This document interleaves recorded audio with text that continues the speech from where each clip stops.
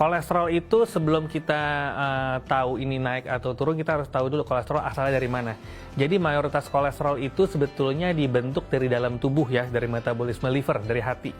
Nah, sisanya sebagian kecil itu baru dari makanan. Jadi tidak semata-mata semua dari makanan, karena masih banyak orang-orang yang ternyata makanannya cukup bagus, cukup bersih, tapi kadar kolesterolnya tinggi. Nah itu, jadi yang harus diperhatikan kadar kolesterol yang dibentuk dari dalam tubuh atau kadar kolesterol yang didapatkan dari makanan. Orang yang memiliki kolesterol tinggi itu rawan terkena stroke, tapi bukan kolesterol yang mendadak ya. Jadi kolesterol ini terjadi karena penumpukan, akumulasi.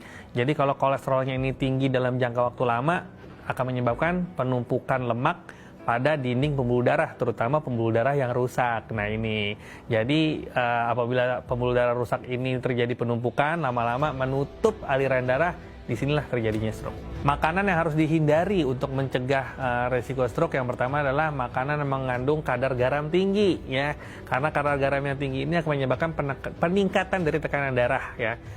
Kadar garam tinggi ini sering terdapat pada makanan-makanan cepat saji, makanan-makanan berpengawet ya. Jadi ya hati-hati, meskipun rasanya tidak asin tapi memiliki kadar garam atau natrium yang tinggi.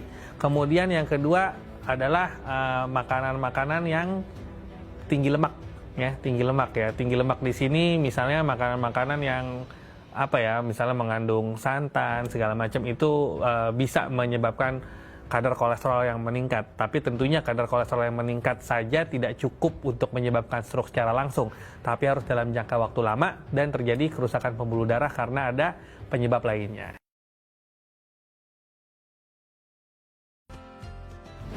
Kolesterol pada prinsipnya tidak memiliki gejala sampai memberikan komplikasi. Kalau selama ini teman-teman beranggapan bahwa sakit tengkuk diakibatkan karena kolesterol, itu adalah kesalahan ya. Itu tidak ada hubungannya sama sekali. Karena kolesterol itu paling sering menyebabkan gangguan pembuluh darah, serangan jantung, stroke, dan gangguan empedu. Tidak ada kolesterol menyebabkan nyeri di sana, nyeri di sini, kesemutan di sana, kesemutan di sini. Bukan. Jadi kalau ternyata teman-teman memiliki gejala tersebut, itu bukan tanda dari kolesterol. Karena kolesterol adalah silent killer. Kalau sudah berkomplikasi, baru memberikan gejala.